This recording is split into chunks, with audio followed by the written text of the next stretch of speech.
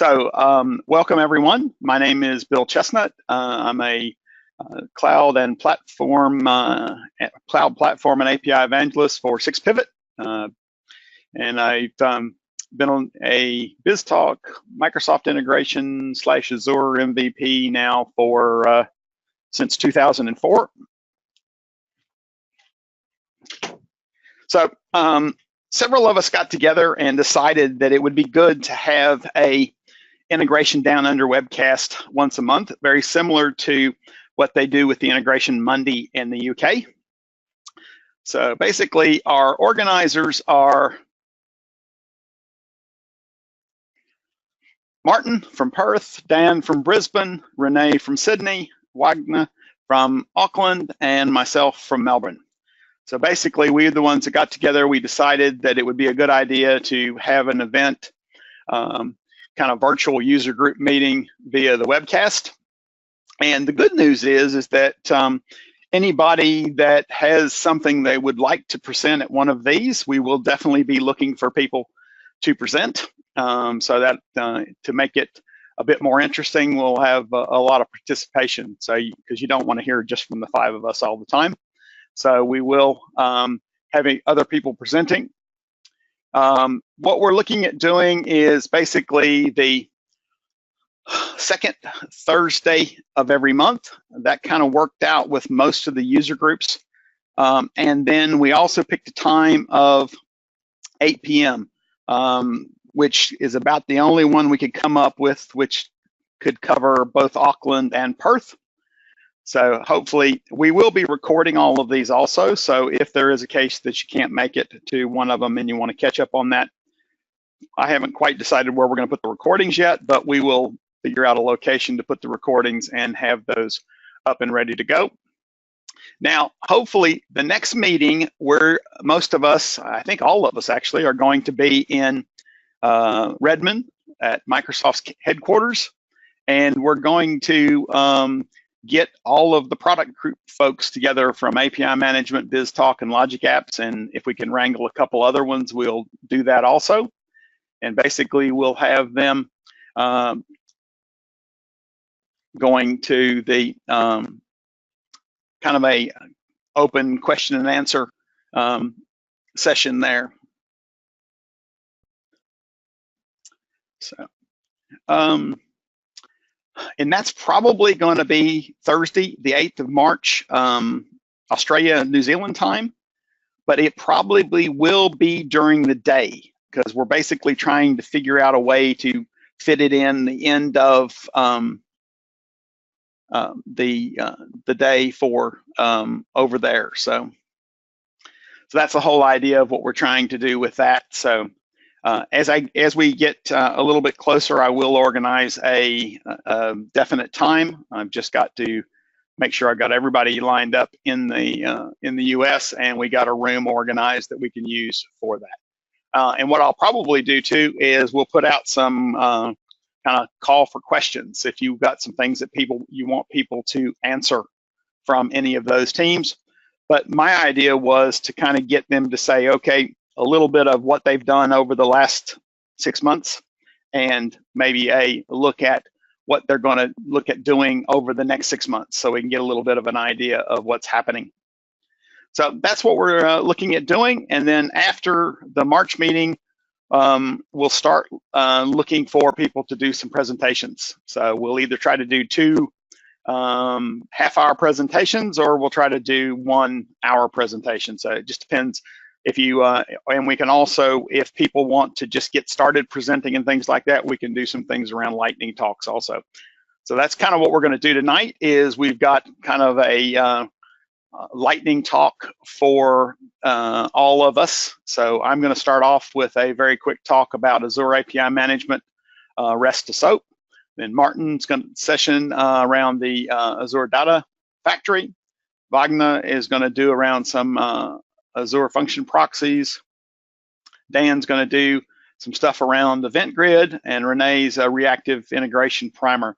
So hopefully it won't run too much over an hour, but hopefully it'll be interesting enough for everybody to stay around and enjoy.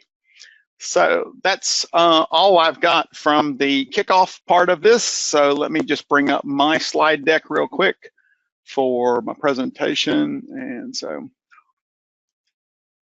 because we're going to kick right into my presentation.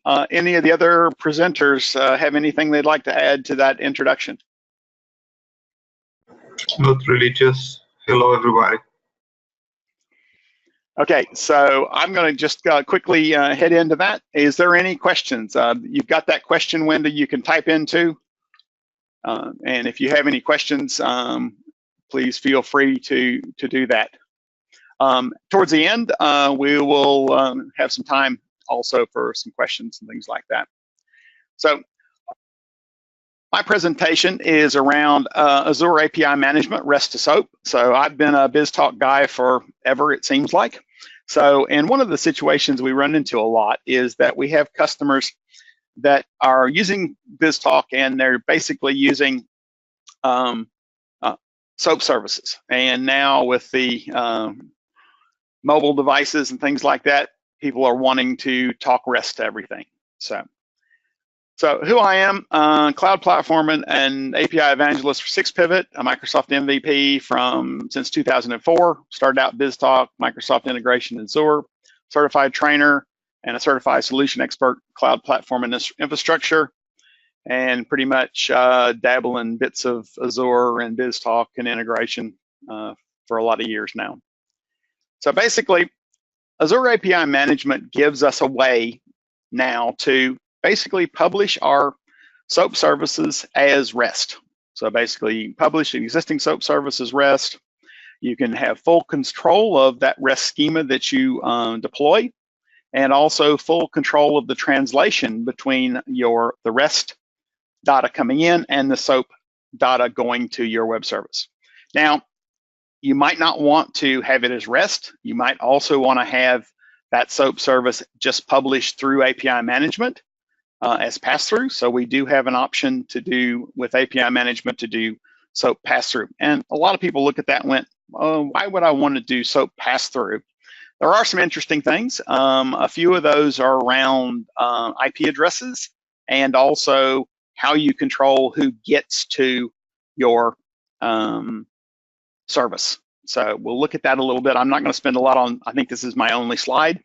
The other piece that I want to talk about is how we get between API management and your SOAP services. So basically we could do a VPN that requires the premium edition of API management. And if anybody's looked at the price of that, you probably fell off your chair. But it is an option. I've done it on a couple of projects. It was the cheaper of a lot of different things that they were looking at.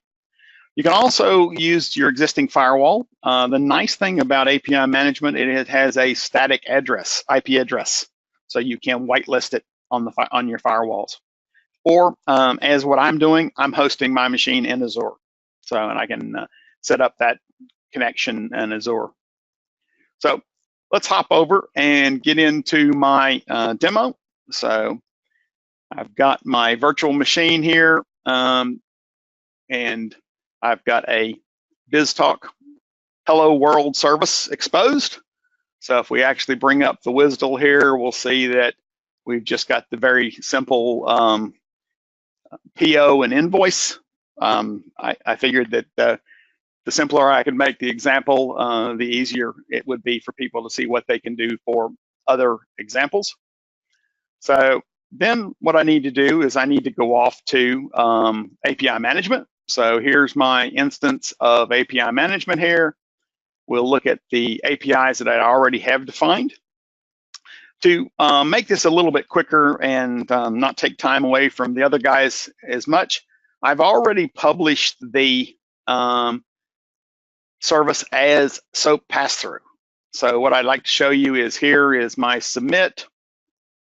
And basically, if I go to my test settings, I can go down here and you can see that it needs me to pass a XML document. So there's my XML document that's basically got a PO number and a total. And then basically I can go down here and I can hit send. and that will go off and call my service. So that went off, called my service. Now I've returned instead of the PO that I sent, I returned an invoice. So that basically went to my virtual machine in Azure from API management. Depending on how familiar you are with API management, we can also do tracing. So basically that shows me everything that's happened in the different parts of the call, how long it took to get to my back end and all that kind of stuff. And there is a lot of information available around API management and those type of things. So now we want to get to the good part of actually I want to publish this as a REST service. So I go here to WSDL, and basically I need my WSDL. I've had better luck using the single WSDL option. So basically I paste my WSDL into there, and then basically I want to make it REST to SOAP, and then I'm going to change it to hello world. And then I could give it a description if I wanted to. I'm going to also, in my API management instance, all of my APIs are under this URL, and this can be a custom URL. So I'm going to actually add a suffix here that's hello world, and then I'll add it to my BizTalk product. And then I'm going to actually version this one. So basically, I've got a few choices on versioning: header, query, string, or path. I'm going to use path, and I'll just call it V1. So you'll see that it's going to be that URL, HWV1, and then those pieces. So I'll hit create. And if the demo gods are cooperating, they were. So now I have it done. And so basically, here we go. And so now it's showing me my hello world V1. Here's my submit. And you'll see that I do have to do one thing. For whatever reason, the WSDL that came in from my BizTalk server has the local URL in it, so I need to actually give it the internet URL. I'm not sure what I did wrong for that, but it's easy. I can go in here and change that. And then I can also control whether I want people to call it with HTTP or HTTPS. That doesn't affect what the back end. At the back end, I'm only doing HTTP, but I can control what people hit that way. So let me save that. Then I'm going to go to the testing. Nice thing is I've got a full test window here. I can go in here, and you'll see now here is my JSON representation that it came up with for that XML schema. And so basically I hit send, and basically it's gone off, and now I've got an invoice back in JSON format. Mark, I don't know about the imports. I have had a couple of issues, but we can, I'll definitely take that one offline and give it a try, and then I'll post that back up there to see how it works on those imports. Now, one of the things that we can do is, the way they do this is using a language called Liquid. So if we go back here to our design, what we'll see is in our inbound processing, if I bring up the code editor, we have a Liquid template in here that is the template. Yeah. So the template basically is where it's actually converting that to the XML.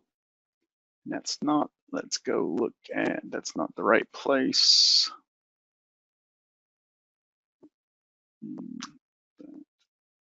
Liquid header, that's the header.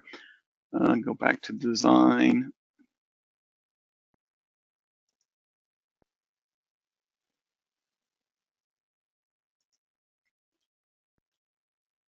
And so let me just have a quick look. That's the back end, back to the form view. This is a very simple one, so that may be why I'm not seeing what I expected to see. Yeah, so back to the form view. We have our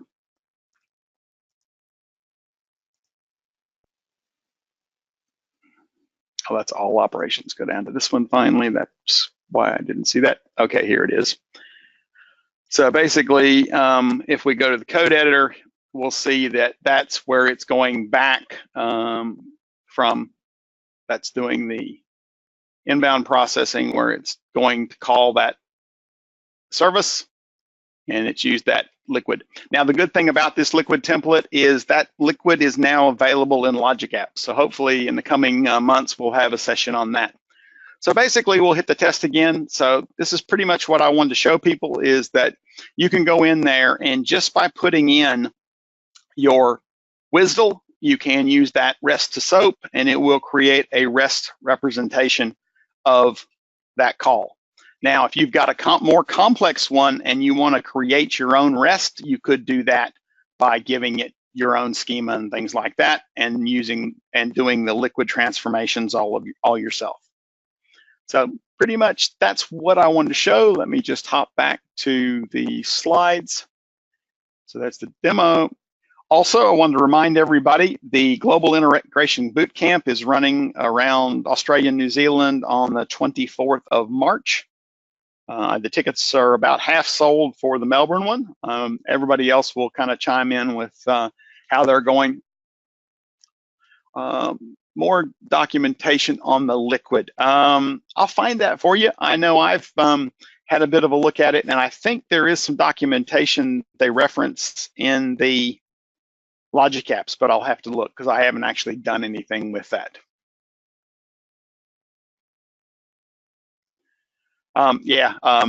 That's a complete different story that the Microsoft keeps pushing us to have an integration account to do simple mapping.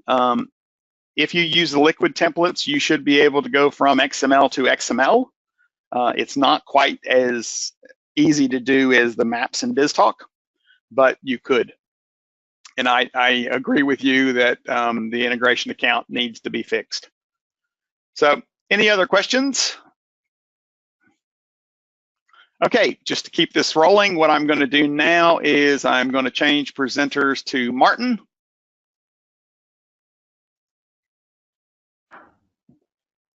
Are you there, Martin?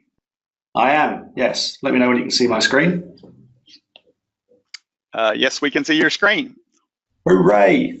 We have liftoff then, which is good. So I'm going to basically just talk about the new visual tooling in Data Factory version 2. So just first of all, a little bit about me. That's a shameless plug of a presentation I did with a terrible shirt in Integrate in June last year. So I'm an Azure MVP, only for the last couple of years actually. So renewal period's coming up, so fingers crossed. I'm one of the admin team for the Global Integration Bootcamp. I'm one of the admin team for the Global Azure Bootcamp. Locally here in Perth, I also am one of the main organisers for the Perth MS Cloud Computing User Group, probably soon to change its name to the Perth Azure User Group. Another thing that I've been involved in over here in Perth is with a community project called the Perth IoT Community Network Initiative. And essentially that's about creating a metropolitan-wide LoRaWAN network for free use. So that's ongoing. We just need people to host gateways. So if anyone is on the call and they feel a desperate urge to own and have a gateway live for the LoRaWAN network, then do let me know. In a previous life, I see Abhishek's on the call as well. So between him and I and a few others, we co-authored Robust Cloud Integration with Azure, and I think he's talking about the new book that's coming out that he's involved in a couple of weeks' time in Integration Monday, so I should definitely get on top of that. And when I do have a little bit of other spare time, I do some editing and some news articles for InfoQ. So that's who I am. So what's new in V2? So anybody who's used to using the older version of Data Factory knows that it was okay, but there were significant limitations, and I think it was probably well recognized by the product team that there were some limitations. So back up in Ignite back in September, what was that, 25th or something, they released version 2 of the service. So version 2 of the service was released to a reasonable amount of fanfare, but the way that you could interact through that was really with PowerShell. It was not the greatest of experiences. However, what it did add was new scheduling facilities. So no more of that time series nonsense that you had to do with the original version. This is all more about running once if you really want to, or having triggers based on time tumbling windows and various other complex scheduling. Once a day at certain times of the day, once a month, and so on and so forth.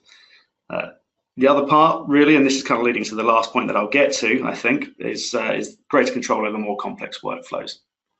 So introduction of things like loops, untils, waits, and various conditional looping like that, just to make it more capable to do the sort of things that you generally actually do want to do when you're moving data around from an integration perspective.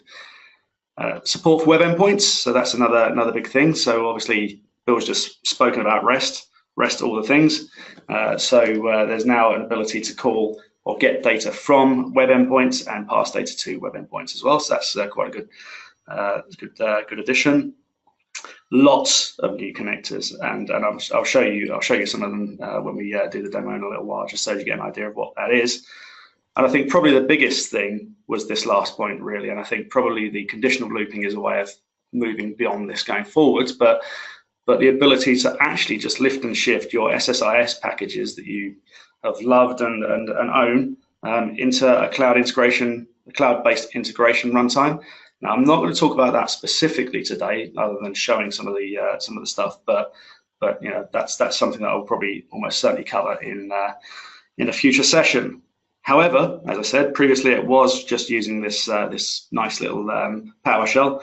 But now, back in about 3 weeks ago now, I think it is, they added the new visual tooling.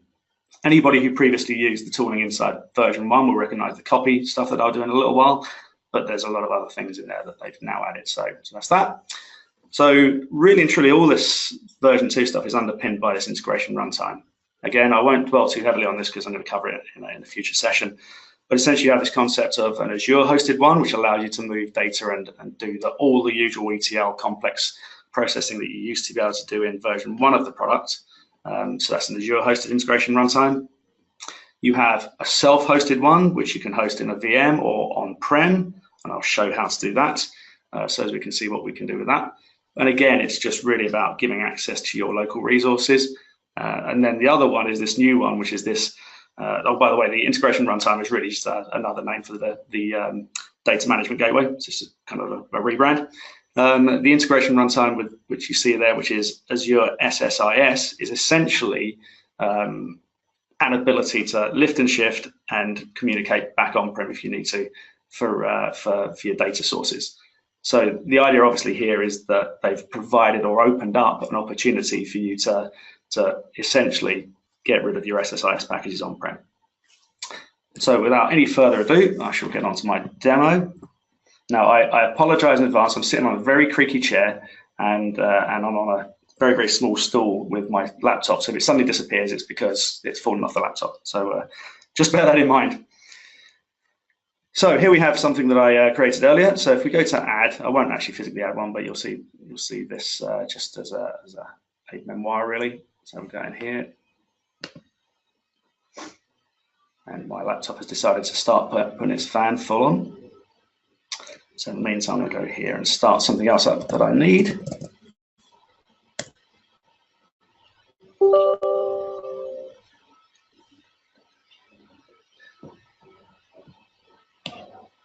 Right, so we'll ignore that. Right, so here's one I made earlier. But essentially, when you go to create one of these, you just choose version 2 rather than version 1. Okay, so and this new panel here, which says author and monitor, pops open a new window. And this is the new visual experience that you get to enjoy when you use this visual experience.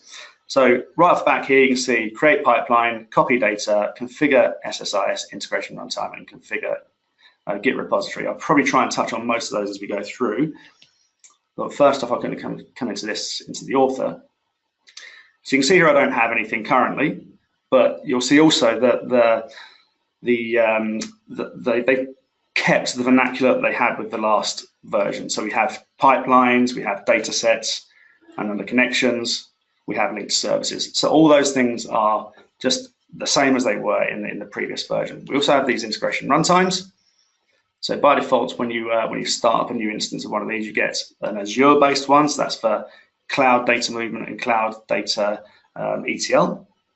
Oh, by the way, let me just add, I don't have access to the question window. So if you do have any questions, just put them in the window and Bill will shout in and let me know. So we do have a question. Well, I'll leave Mark's question for a little while to see if you answer his. He asked basically what on earth is the Azure Data Factory useful for?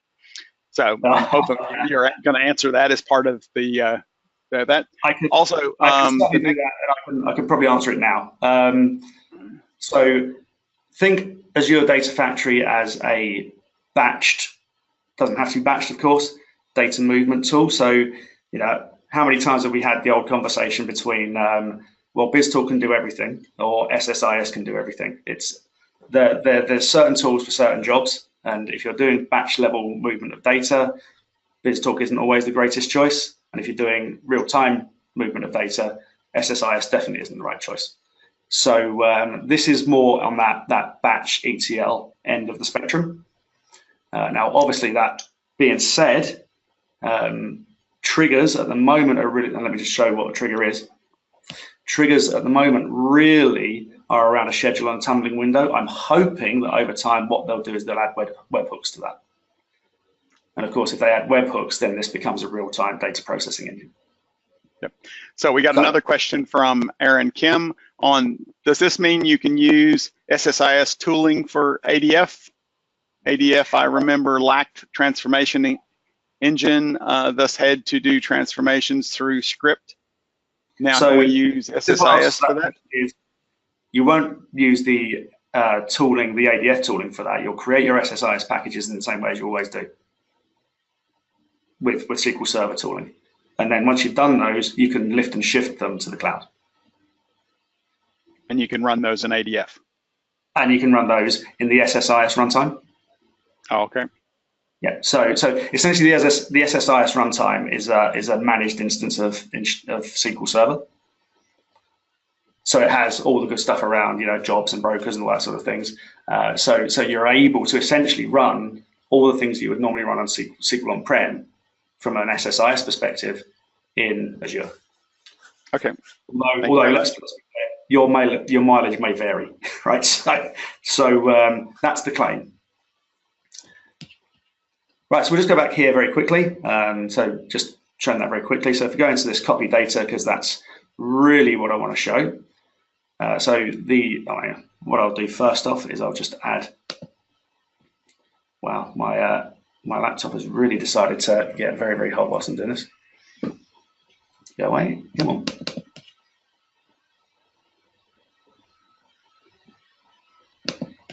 Demo gods, damn you. Right, let's kill that and go back and reopen it. Yeah, that window's balked, isn't it? Right. So whilst this is loading back up, what I'll do is I'll just go to the Data Explorer here. So I'm just going to move a file that I have locally and put it up into Cosmos DB, and you can see there's nothing there. The file is a really, really simple one here. It's just a very, very simple JSON file that I'll just move. And hopefully that's now come back up. Right, good. So we'll go into here. Hopefully this is going to be fairly quick now because time is getting on. Integration runtime. What I'm going to do is I'm going to do new, perform data movement and dispatch. So I won't do this lift and shift because we're not going to do that today. So I can do public network, and if I do a public network, essentially what that's doing is Azure hosted. What I want to do is private network because I'm going to try and get some stuff off on-prem. So I'll just give this a nice friendly name, on-prem. That's really all there is to it. It will now go ahead and create the endpoint that I will be connecting to. So there we are, and I now have a key. And if we copy that key, we'll see that in this here, I can paste that key. And again, this is very familiar to anybody who's had a play with the old gateway. If I click register, it's verifying, and off it will go and do what it needs to do.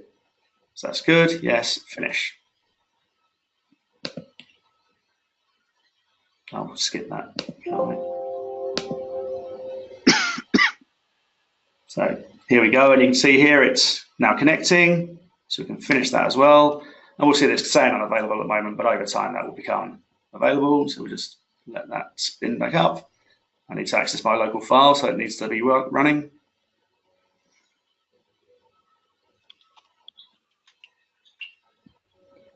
Come on.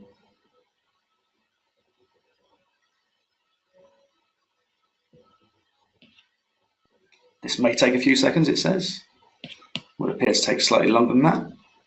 Right, so it's now running, good, right. So if I go back to this screen here, I mean, I can do this from the edit screen, but I'll just do it very quickly from here. So fingers crossed this will actually work this time, otherwise I'll do something else. Right, good. So I don't quite know why it didn't work last time. So I'm going to run this once, just so it will run once I finish. So this is the list of connectors that you get by default now.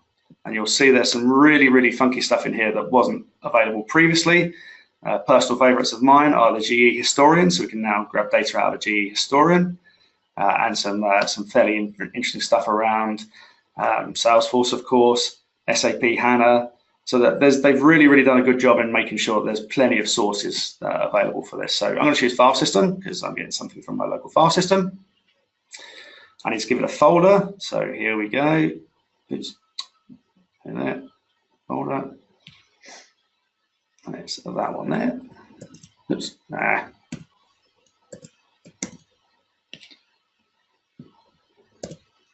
Give it my name.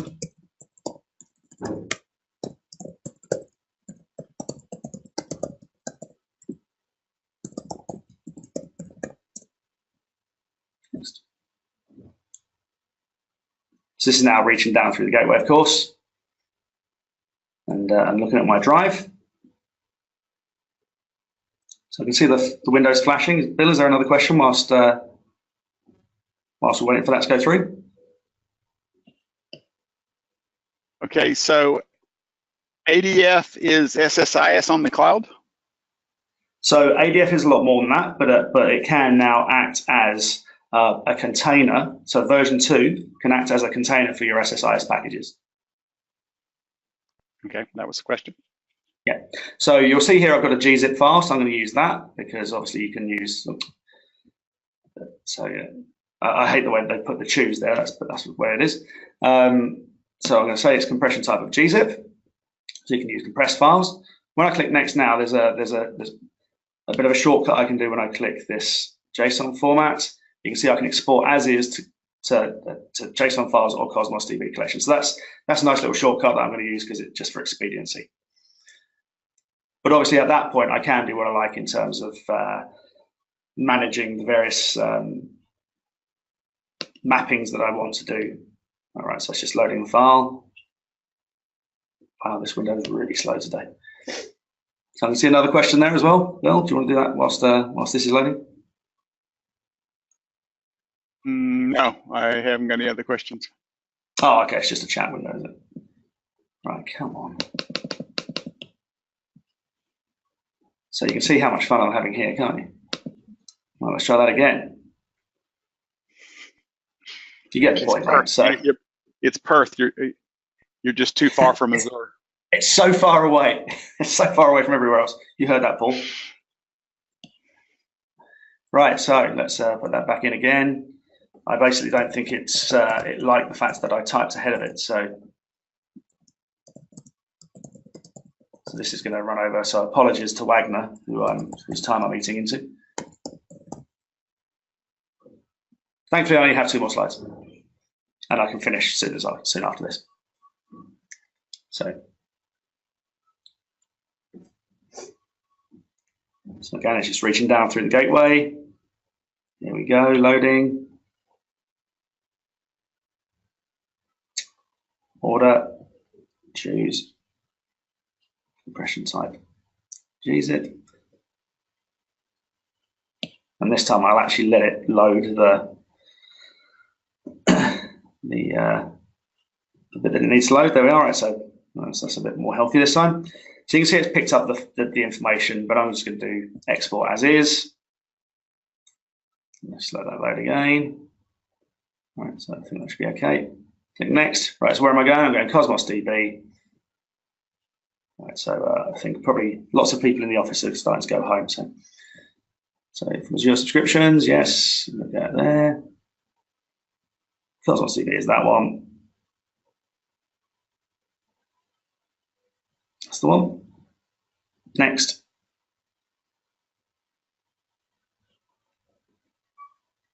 So I just need to tell it what collection I'm putting it in. So I've done that. Next, and then finish off. So that's registering, creating the data set, creating the pipeline, invoking the pipeline. So at this point, it's now actually running my job, right? So I go to monitor. There's the monitor screen here, and we can see that this is in progress. And again, we'll just refresh this, but probably what's actually easier if we go to the Data Explorer here.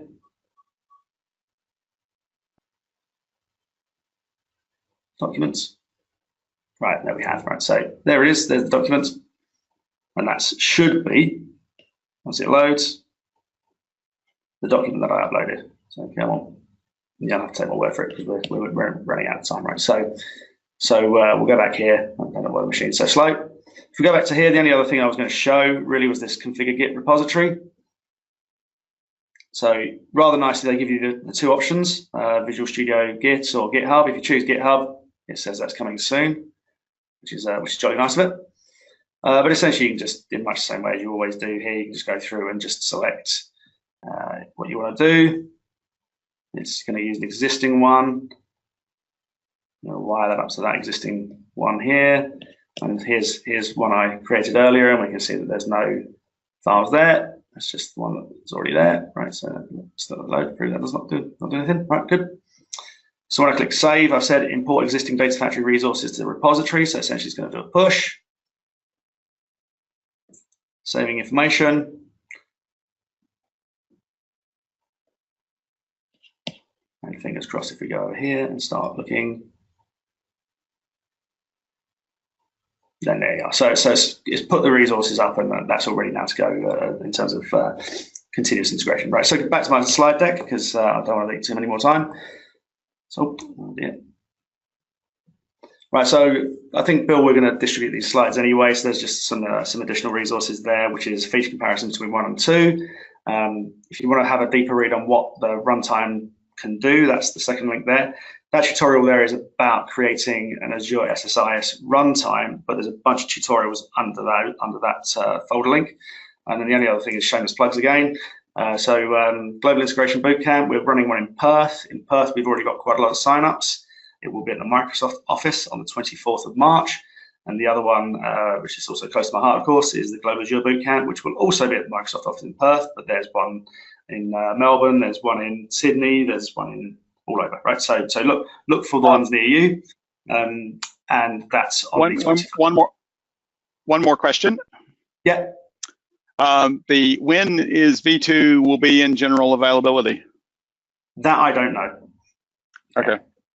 Yeah, so it's still preview, and as you can tell from the tools, that is still preview, very much because it's just running really slow today. I'm guessing this is probably finished now if we go to the monitor here. Yeah, you see, so it's still loaded out there, so it's succeeded, obviously. Yeah, I don't know.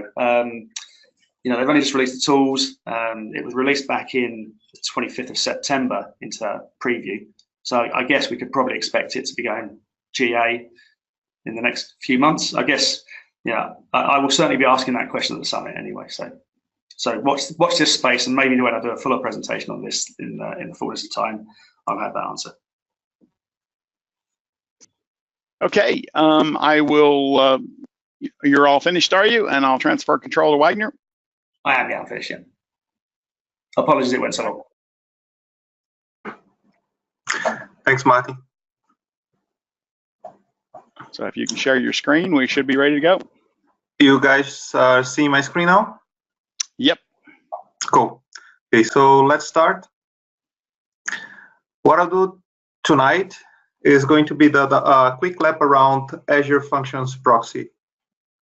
Okay, so as the other guys, just let me introduce myself. I'm the Principal Integration Architect at Tita, right? That I use the shirt size color for is Martin, but it's just the monotone. I have I'm also been Microsoft Azure MVP since 2017, and as he said, it's getting close to renew. So fingers crossed. I'm a Microsoft partner seller TSP, and also the Cloud Platform Specialist on Azure. So what are functions proxies? They are basically an API composition tool, right? So that allow you to get things together and create like a common facade for your endpoints. It allows you to do on-the-fly transformation on requests and responses. And as Martin said on other things, the mileage varies on that one, right? So you're going to see that there is some stuff that you can do on requests, some stuff that we can do on responses, but not as advanced as some other tools. One thing that makes it for you is going to be abstracting a lot of complexities. For example, from an API there is too many information that you might want to simplify for users. You can simplify security and things like that. So on that tool, you're going to be able to put everything together and simplify it for your end user. What are the features that we have on functions proxies? So the first one is you can define the API routing, right? So you can define your path and how the API is going to create, so you have total control on that. You're going to have the backend service forwarding, both to external endpoints and to internal endpoints. And what I mean by that is from that you can access anything that has that can be accessed through an HTTP endpoint outside Azure Functions, but you also have access to any Azure Functions that's being presented as an HTTP trigger. You can override your requests. That means that you can like change the HTTP method that you're going to be passing to your backend. You can be adding, remove, or changing headers that you've been receiving that you need to pass off the backend. And you can change query parameters, right? One thing you guys might notice here, there's nothing said around changing on the body for the request, and that is not available yet. On the response, on the other hand, you can change the status code, so you can adjust it as you want. You can update or augment the headers, and you can change the body. That means that you're going to be doing some interesting stuff based on that. So one thing for me, so when or why should I be bothering about the functions proxy? So you're going to be interested on that if you need to consolidate disparate endpoints. If you have like logic apps and Azure Functions and sometimes APIs all working together, and you need to present a common facade for that.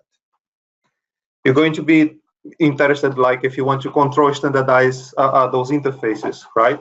So you want to create a little bit of order in the chaos that might be all those different endpoints. You're going to be interested if you want to hide or simplify the API details, including the security, right? So you might hide all the authentication methods that you're going to be using with your backend, and use a simplified model to use on through your functions. And if you want to do a contract first approach, right? One of the things that you see there is that you can actually change the body of the response. And that means that that gives you the opportunity to create mock services. So create the functions, mocking the response, give it to your developers while you're actually creating the backend. So without further ado, let's do some hands-on time, right? And what I'll try to do is expose an external endpoint via functions. In this case, it's going to be our good old friend, the logic apps. Expose an internal function via the proxies, and mock a service. So let's go through functions. You're going to find Azure Functions proxies under this area here, right? And right now I don't have any. So you can, to create a new one, you just go and create a new. In that, you're going to have a friendly name. So let's call that as a external demo. You can have a route template. So you can decide, in my case, I'm going to be calling that demo external. But you could have something like this, like a parameter, right? That can be reused later on, and you can have access to that information back on the response or back on the overrides. For now, what you're going to be doing this. You can choose either allow all HTTP methods or select some of the methods. I'm just going to select post. And for that, I'm going to be calling one of my logic apps, right? Let's go to my cheat sheet. Notepad++. And I'm going to be using that endpoint here. That's as you can see, like you can recognize that as a logic apps endpoint. So if I have it here, right? That's pretty much everything that I would need to do to create that proxy. I could go and override the request or override the response, but not going to be doing that right now. Let's just see if that one works first, because I need to know if the demo guys are with us tonight. So now we have the external demo that is going to be being used on that URL. All right, so let's copy that, call that through Postman.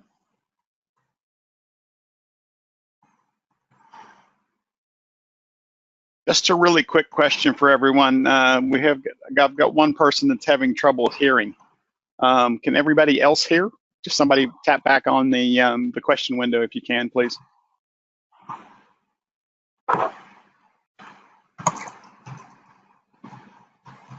All good? Yep, sounds like everybody else can. You might need to disconnect and reconnect if you can't hear at the moment. But cool. Okay, so I'm going to be calling that one. As we said, it is a post, right? Just trust me on that one. The body that one is expecting is something like this.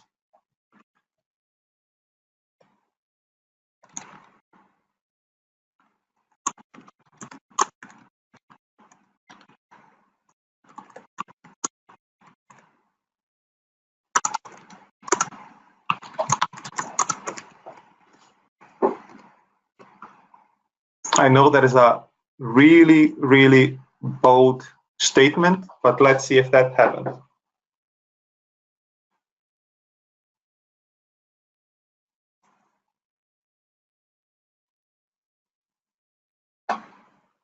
Come on, demo god. we've got a couple of questions. Yep. Go for it. Do function proxies have ARM templates or other deployment means? Yes, I'll be showing. Actually, my cheat sheet there is basically a form that you can export and import proxies. I can show that in a minute, right? But as you can see, the demo gods are with us.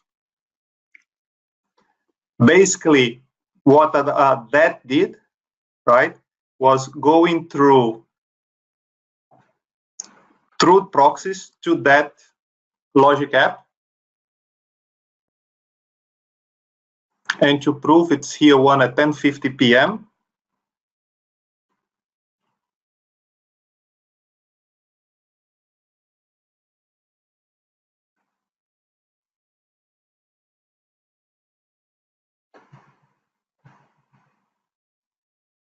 with our quote, right? So quite simply, as long as you have the endpoint, you can create a much nicer front end or facade for things like logic apps that are quite hard to keep the address. So let's try to do the same thing now for function. And just before that, just to show you guys the, just to answer the question, let's go back to function app.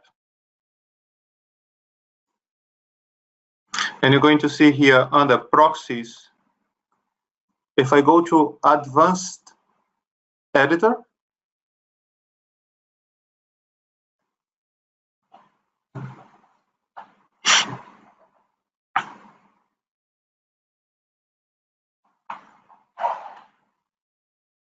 come on.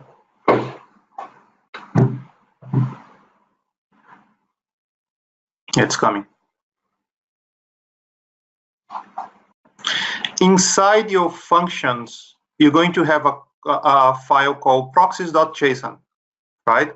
And that proxy.json is going to have one entry for each one of the proxies that you create with all the definitions. So in this case, it's like match that route and that method, call that backend URI, because that's the only thing that we defined, right?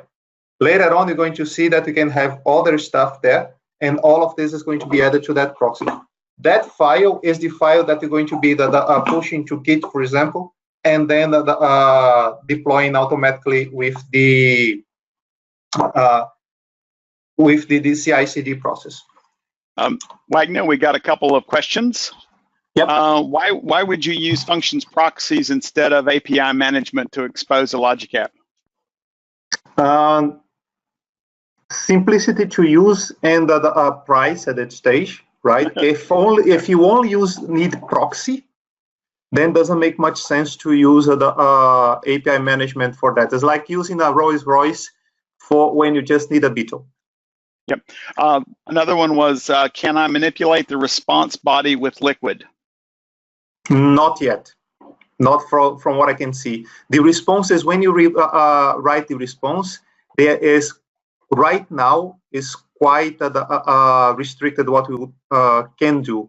I'm going to be working on that the third demo that is the mock, so you can see that it's right now it's quite restricted. Okay, one other question. How can you consume an on-premise API via a Azure function proxy? I didn't try yet, but I think so, because behind the scenes you have a web app, and then the web app would have the on-premise data gateway. Okay. Right, a hybrid. Sorry, not that a hybrid connection down to on-prem. If I'm not wrong, Toon Van Hood has an article around that. I'll try to find it out and publish on Twitter. Okay. Cool. Right. So let's go back to the functions and let's create a second one.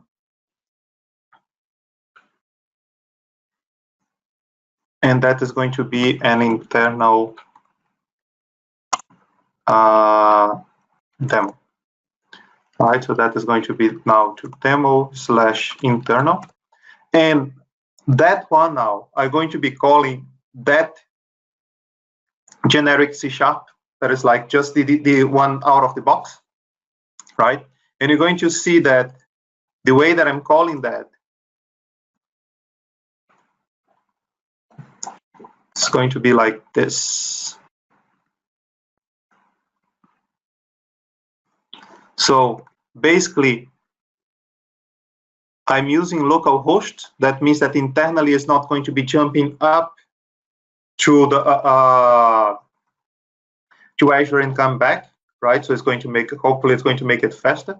But you also notice that I still, because my function is using the function authentication level, then I have to provide the key and the key name for that.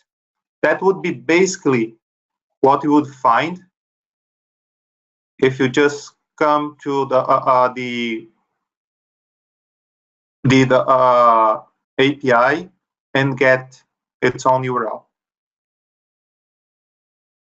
Okay, so let's just create that again. Internal demo.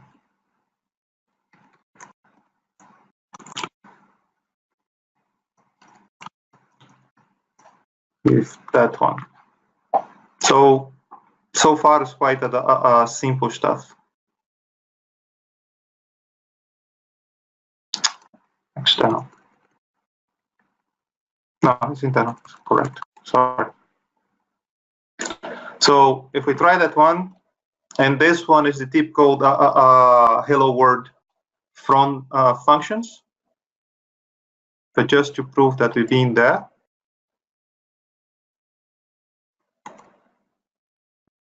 Is a post, and we get in the body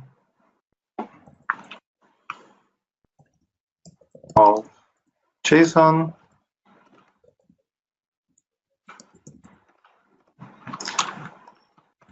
One other quick question.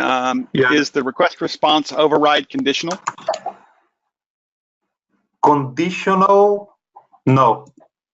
There is no like it's not as rich from a policy point of view as it is on API management, right? So that's why I'm saying it's like if you need a Beetle kind of work, then you would be using that.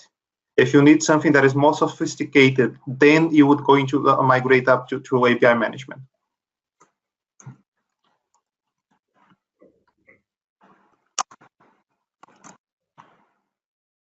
Okay, so let's see if that one is working.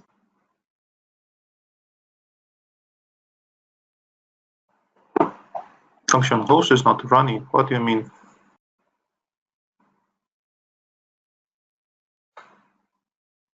Let me get that one again, just in case.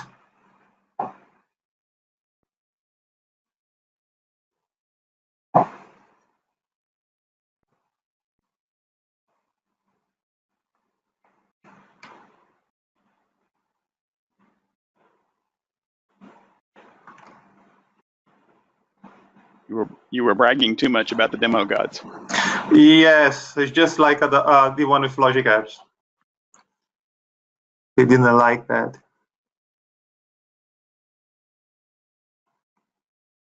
I didn't copy. Yes, I want to continue. Yes, I want to copy this.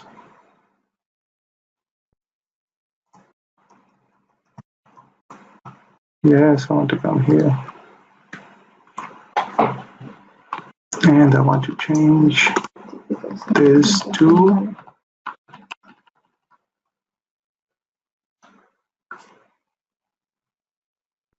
correct. Just double check that that function is actually running. Otherwise, we skip that one and come back later. Just restart that just in case.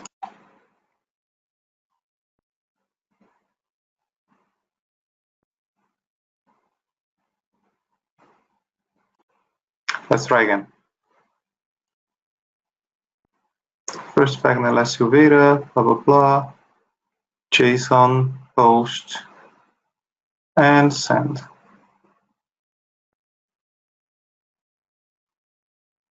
SAP isn't available because it didn't start yet. It's fine. Otherwise, I have like the one last trick.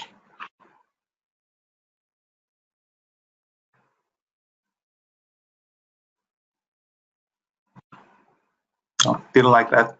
So keep that one to one, right? So let's see if we finish with a win. I'll complete the mock demo for now. And you notice that on that one, I know I'm not going to have any backend URL, right? What I'm going to do is just override the response. So I'm going to have 200 OK, no matter what. I'm going to have a header with content type of application JSON, right? And on the body, we're going to have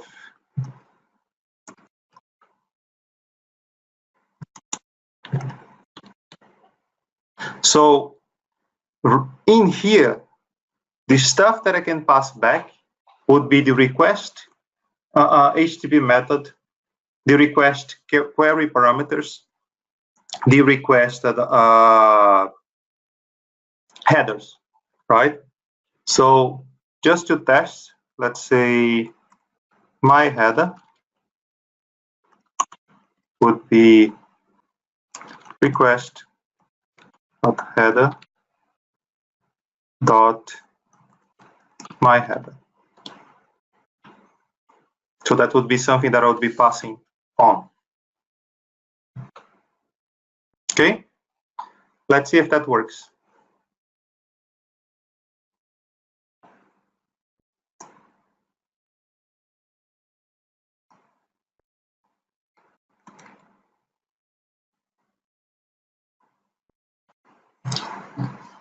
So get a new one.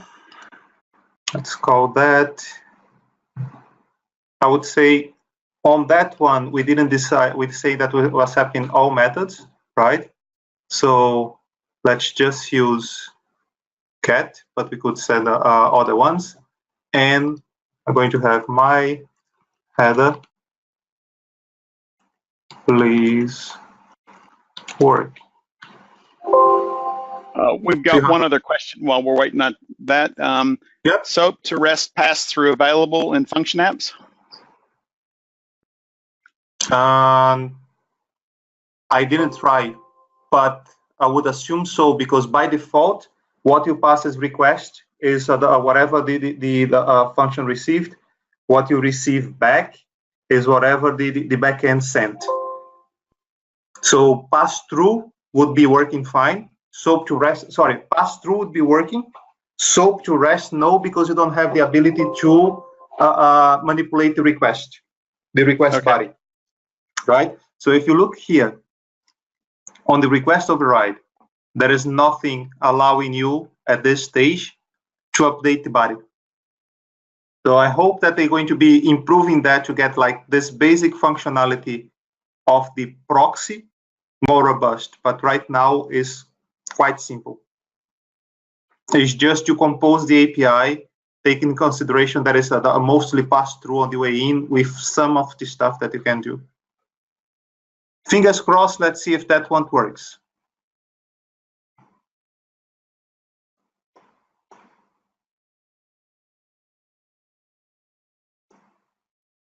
Now, it seems like the function is playing up.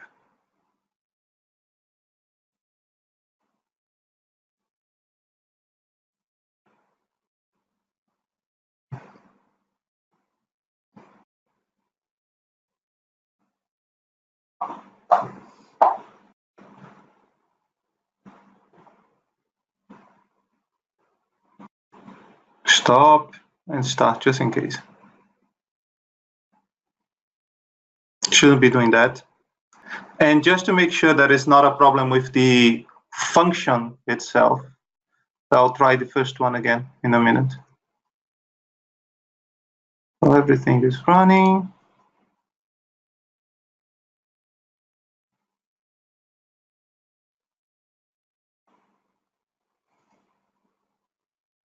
Ceph is unavailable, it's correct.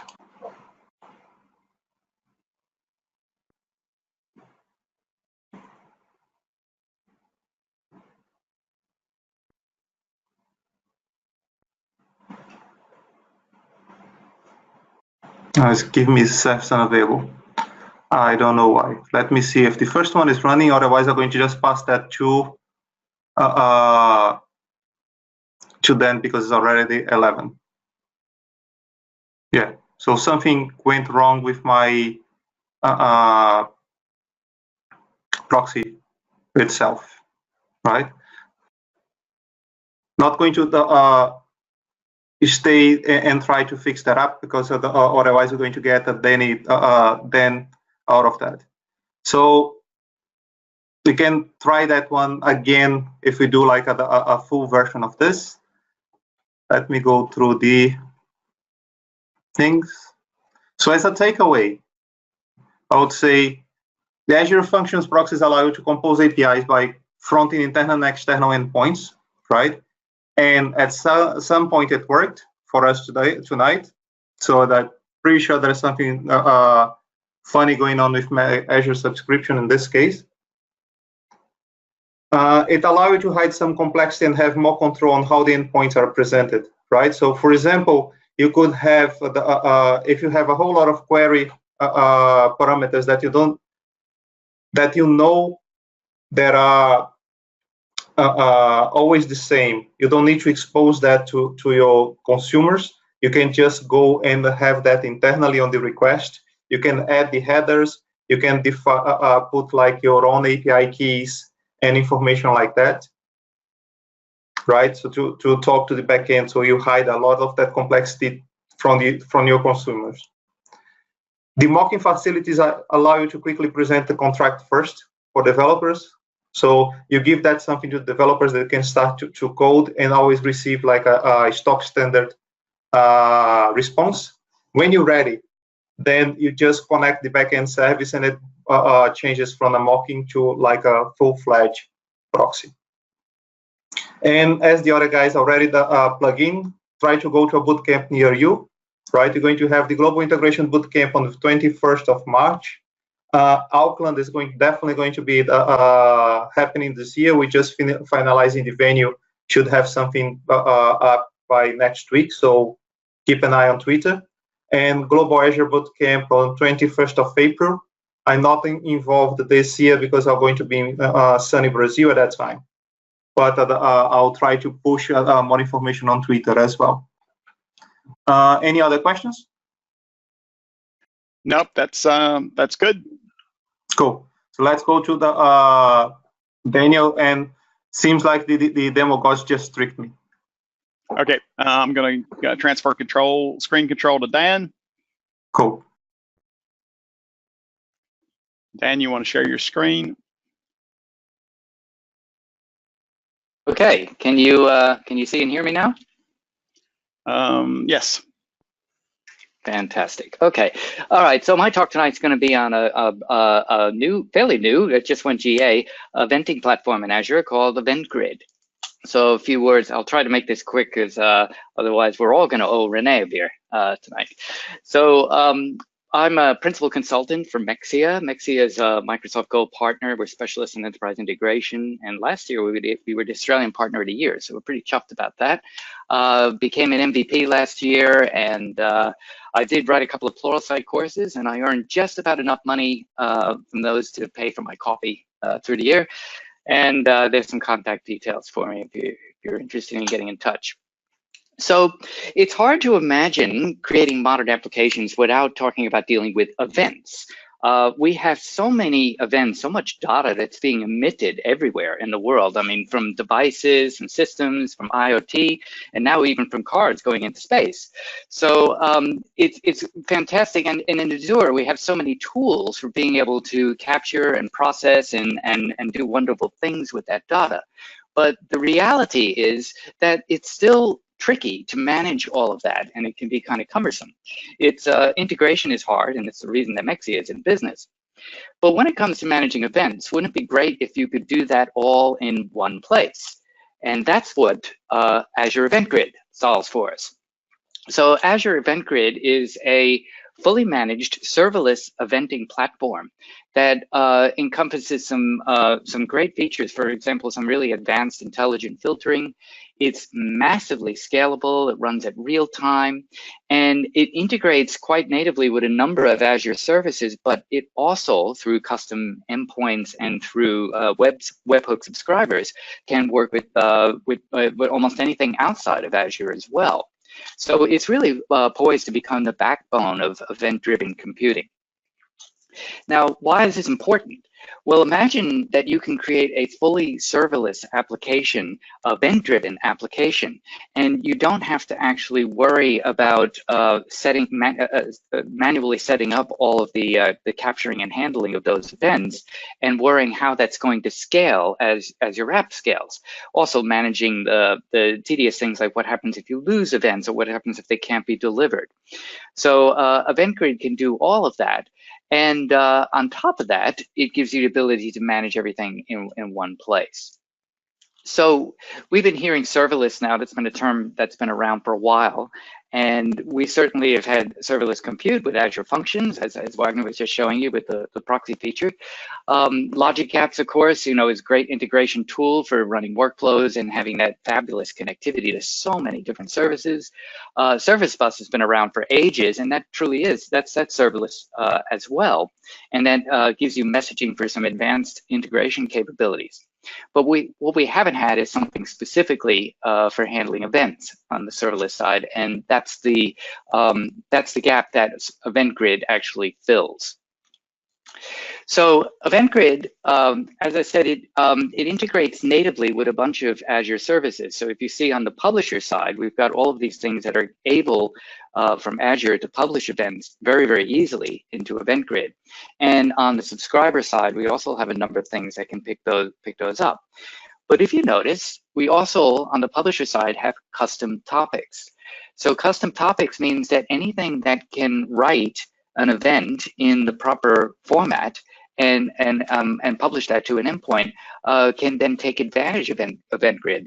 And that's whether it's in Azure or not. And the same on the handler side with the webhooks. Anything that can expose a webhook can potentially receive those events. And I'll show you that later in the demo. So let's talk a little bit about reliability and performance. So when we said real time, we really meant real time.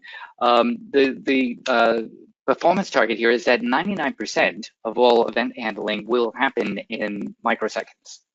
So that's pretty close to real time. I mean, there are some applications that might require lower latency than that. For example, something that might be health oriented. But for the vast majority, that's pretty much real time. With the ability to handle 10 million events per second per region, I mean, that's just massively scalable. Even launching cars into space, I can imagine that the telemetry from that can still be managed in Event Grid. And as far as reliability goes, with your delivery, Event Grid will try for up to 24 hours to deliver your events, and they'll do it with an exponential backoff. And that backoff is also slightly randomized. So if you get batches of events coming in at a time to a service and that service is down, it's not going to retry all of those events at exactly the same time. It'll spread them out a little bit. So it's with all these different features in Azure for handling messaging and events, it's important to understand what the distinction is between them. And if you follow that link on the bottom, I know it's a bit of a long link, it gives a great discussion on all the different messaging capabilities in Azure and what their strengths and weaknesses are. But just quickly here, concentrating on these three, the first thing is to realize the difference between messaging, messages and events. So messages typically carry data with them. So for example, if you're going to transport a file, you would carry the file and its metadata and the contents of that file. An event is usually a lightweight message that just says that something happened. So for example, if the file was created, you would get an event that has some metadata about that file, but not necessarily the file contents with it. So Service Bus is a very full-featured integration platform for handling messaging. So you can support transactions, sessions, deduplication, whereas Event Grid is more about handling events, more lightweight things. The other difference is that Service Bus, your subscribers actually have to pull those messages off the Service Bus topics, whereas Event Grid actually is designed to push messages out to your subscribers. So it's a different kind of model. And of course, Event Hub is basically all about big data. It works great for streaming. It can handle massive amounts of stuff, and it gives you the ability to replay events as well. So those are the subtle differences between those three. So pricing for Event Grid, it's really, even now that it's gone GA and we don't have the half price preview anymore, it's still quite cheap. So you're going to pay 60 cents per million operations, and that's 60 cents US, of course. So in this part of the world, probably cost you, I don't know, 67 cents or something like that. It's important to know that an operation is not an event itself. So an event normally will have more than one operation involved. Typically, the publishing and then the subscribing to that event are two operations. And if it has to try redelivery, then every redelivery attempt will also count as an operation. That's why it's nice to have that exponential back off. And of course, any management calls as well. But still, it's a relatively cheap service, and what 100,000 free operations per month, you can definitely do a lot of playing around, and it will cost you nothing. Where is it? So for the preview, it was only available in 2 locations in the United States, but now that it's gone GA, we actually have it available in 10 regions throughout the world. Unfortunately, not Australia yet, but I hear through the grapevine that within the next 3 months or so, it should be rolling out to nearly all of the regions. So we can expect to see EventGrid being available, hopefully in Australia, fairly soon.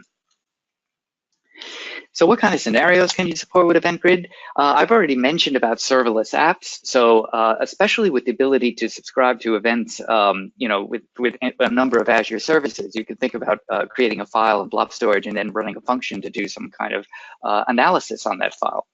But with the fact that it supports resource groups and subscriptions as well, you've got fantastic ops automation capabilities.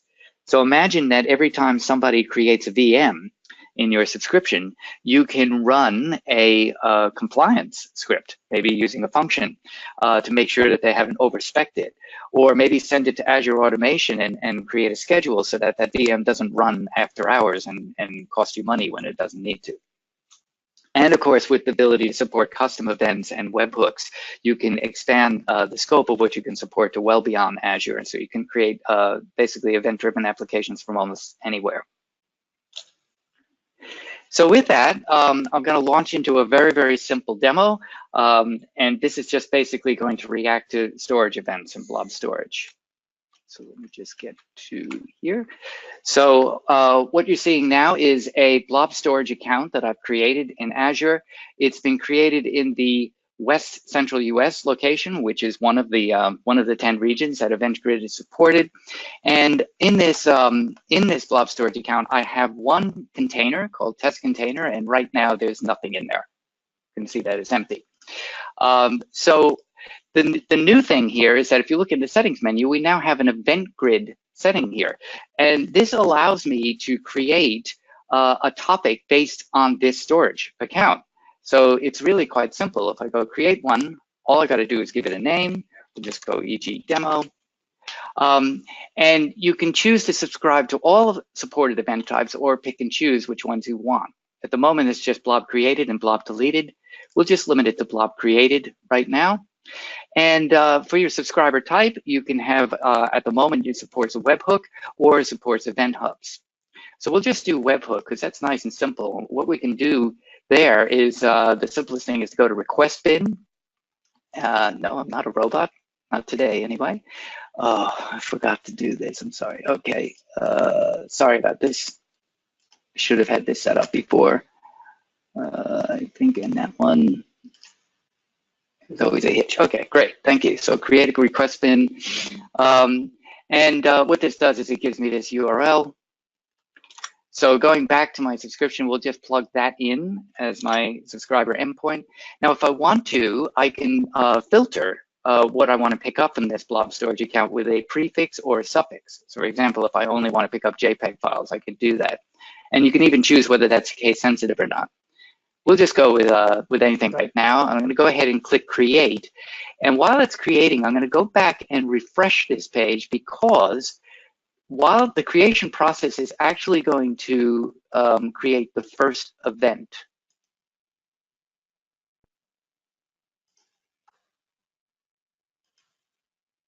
There it is. And that event is called a subscription validation event. So when you create a webhook, this is EventGrid just making sure you actually own that particular URL. So by now the event should be created. Let's just refresh here. Yep, there it is. So I can see that I've got my topic created here. It's a webhook type. And really the only thing left to do now is to actually test it. So I'm just going to pull up my Azure Storage Explorer because it's the easiest way to upload something. You can see I've got my test container here all loaded. So we're going to upload a file and we'll choose one from, that looks good. we'll pick that guy and upload him. And as that file uploads, and that should do that very quickly. Yep, there it is. Okay, if we go back to request bin, we should see another event there. And we do. So what we have here is a blob created event type. And you can see all the details about that particular file that's been uploaded to blob storage. Now, just looking at the format here, there's some fields here which are common to all events, event grid. So you've got your topic or subject, your event type, the time, an ID, a version. And this data field, though, what that contains is whatever is for that particular event type. So for a blob created event, this is the metadata that Azure feels is relevant to that particular event. You can also create your own custom events and put whatever you want in the data field there. So there we go. That took about, what, 3 minutes for me to create an event grid topic in Azure. So I'll go back to the slides now. So there's a few links here. I will publish these slides somewhere where you can access them. These are to the Microsoft documentation. There's also a bunch of links I've included to some good blog posts if you want to find out more and maybe look at a little bit more complex scenario, like using Event Grid with Service Fabric, for example. And I'm also going to shout out the Global Integration Bootcamp. We are running a Brisbane version of it there, so I've created a somewhat friendly URL there if you want to register. We've got a few people registered already. We will be also hosting the Azure Bootcamp as well, even though I haven't put that on the slide. So I hope to see some people there from Brisbane. And if you want to connect with me, there's some more details, and that's my presentation. And I think I made it within my time, so I probably just escaped having to buy Renee a beer. Are there any questions? Thank you, Dan. Miranda put out there that he's just done a blog post on a scatter gather pattern with Event Grid. So what I'll do is I'll add that to my, I've got a follow-up slide that I'm working on at the moment. I'll add that to the follow-up slide if people are interested in that. That's something that's good for that. So we'll see that. Yeah, I'm just gonna figure out where we're gonna put the slide decks. I'm gonna put the videos. I think we've got a YouTube channel. So basically, if you'll just follow the Integration Down Under Twitter account, we'll tweet where all of these decks and things are like that are gonna be. So any other questions for Dan? If not, I will share Renee's screen now.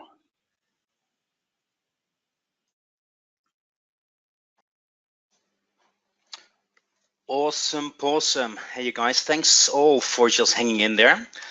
And man, Dan, you did an amazing job. So you don't owe me a beer, darn it, but that's all right.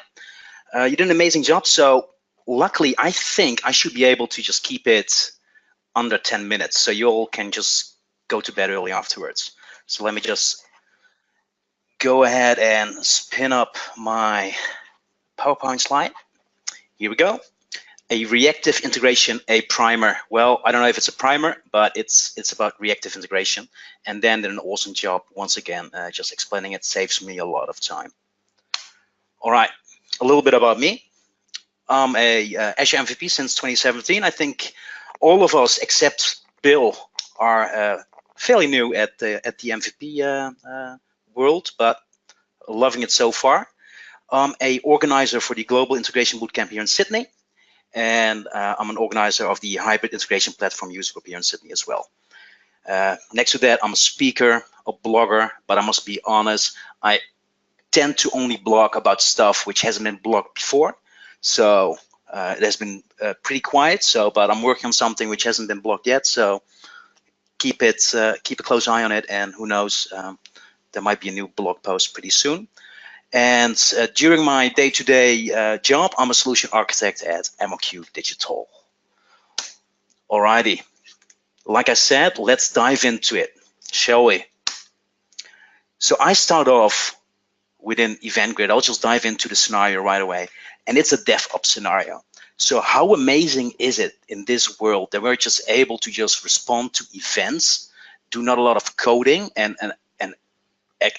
are able to just do something like I've depicted right here. So in this scenario, what I'm going to try to do is I'm monitoring a website, or I'm not really monitoring. I've got a website, and let's just imagine this is a website which a third party is managing, and you have a dependency on that website with your BizTalk server, which is hosted on-prem. So the last thing you want is, you don't want within your BizTalk server, you don't want to get messages failing because of a web server which is done because the vendor neglected, for example, to say, oh, we've got to schedule maintenance, and oops, forgot you. So EventGrid can actually help you with automating this task. So what will this task do? So there will be this, let's say it's Bizman who's going to stop and start a website because they're going to do some maintenance on it.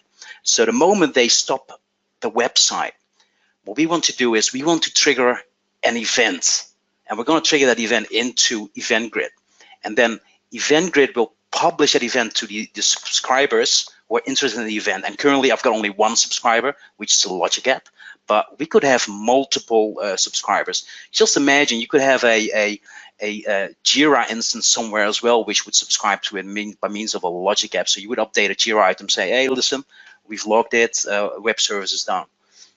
Anyway, we publish it to the topic, a Logic app picks it up. We use the on-premise data gateway to connect to our on-premise BizTalk server, and we will leverage the management APIs, which we have in BizTalk Server 2016, which come with the first and second feature pack, and that allows us to easily just go ahead and stop that particular send port. So in a nutshell, that's what I'm going to present, and it just should show you one of the amazing capabilities which you can do without actually coding a lot. So all right, without further ado, let me just go ahead and go demo time. So keep calm and accept Murphy's Law. What happens, happens. So first of all, let me just go and show you all BizTalk server. So I've got a send port which points to a web service hosted in Azure. And actually what we want to do is we want to automatically stop this send port the moment this website is offline. So the website in question is right here, and as we can see, it's up and running. I've got a resource group within in which I'll build my demo. So it consists of just the components which you saw in the high-level overview. So we have a web app manager. Actually, this Logic app will publish a custom event to our EventGrid, because at this point in time, unfortunately, within the app services, if we would stop a web service using the blades, that event is not being pushed out to EventGrid automatically. So what I've done is I've just created a web app, and I'll just post a instruction to it, a stop, and it will stop the web service eventually, and it will just publish a message to the EventGrid. And then last but not least, we'll have a BizTalk management Logic app, which leverages a custom API connector. So the connector is just an easy way which we've got now. So we can build our own custom connectors for Logic apps, and we can do that easily by importing either a WSDL or a Swagger file. And once we have done that, we've got a definition for a API, which we then can use as a first-class citizen within our Logic app environment. So I created a Logic app custom connector, which will connect to my on-premise system eventually, and it will just call the management API and will actually stop my port. So here we go, and I reckon we'll just go and show you all that it's still running. Still running. Nothing happening right there. Let me go and have a look at the website, just making sure that it's still running as well. Here we go. Let's go and click on stop website. I'll say send. It has been accepted. Let's go if the website is down. It's unavailable. And let's show the magic. Could be, and it stopped. Love it. I can hear the virtual applause. That's amazing. So next thing we do, maintenance over, we'll go and start it again. So here we go. I'll say start, starts it. Let's go and see if BizTalk is up and running again. It's up and running. Let's verify that the website is available again. And yeah, so that's our demo. Awesome. So let's just go ahead and have a quick glance at the Logic app to prove you that it just ran. And here we go. 9:31 here in Sydney, and it ran. Amazing. Let me go back to the slide deck so that we can close this off in a little while. All right, Shift F5. Awesome, that was demo time. Here we go, let's plug it again because we can't plug it enough. The upcoming events, March 24th, we got a Global Integration Bootcamp, and April 21st, we have a Global Azure Bootcamp. Awesome, awesome. Stay in touch. Follow me on Rene Brouwers on Twitter. You can read on my blog, and if you're in Sydney or if you're around Sydney, feel free to just check in on our Hybrid Integration user group here in Sydney. Well, guys, thank you so much. Thank you all for this long wait, and I'll hand it over to Bill. Okay, I'm just going to pop up my screen real quick. I've got a couple of follow-ups from some of the questions we had earlier. So I just, and also I just wanted to remind everybody of the Twitter account. It's integration_du. So if you'll follow that, we'll publish those. There's the URL to the documentation about the Liquid language. It's an open source project. There's also a link there to announcing the Liquid transformation for Logic Apps. I will follow up. I know Mark's dropped off the call already, but I'll follow up for Mark on that, whether when you have includes, whether that works. There's the URL for Miranda's Scatter Gather. And then also I'll tweet out the locations where we're going to put the slide decks. So again, if you follow that Integration DU Twitter account, you'll get all that information about the slide decks and everything. If you have any questions, I think there's a feedback form that'll come out after the webinar, and we are recording that, so I will tweet out on that account where the recording is be. I think we've got a YouTube channel fixed up for that, so we will we'll get that out there. And I thank everyone. It did run a little bit longer than we expected, but that's kind of typical for the group of us, especially we like to talk. So thank you very much for attending, and I hope we'll see you next month when most of us are in Redmond with the product group folks. So thank you very much. Thanks all. And Thanks, guys. Thank you all. Okay, see you guys later. okay.